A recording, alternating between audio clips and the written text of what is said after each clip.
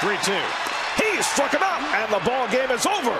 LaTroy Hawkins registers his 100th career save, and the Mets finish off a 3-game sweep of the Phillies to tie Philadelphia for 3rd place in the National League East. Wilfredo Tovar with a big game in his major league debut as the Mets win it 4-3. Well, congratulations to LaTroy Hawkins on his 100th career save on a day when Ryan Sandberg got a 3-year extension as the manager of the Philadelphia Phillies. The Mets come in here and sweep 3 games. Well, I tell you what.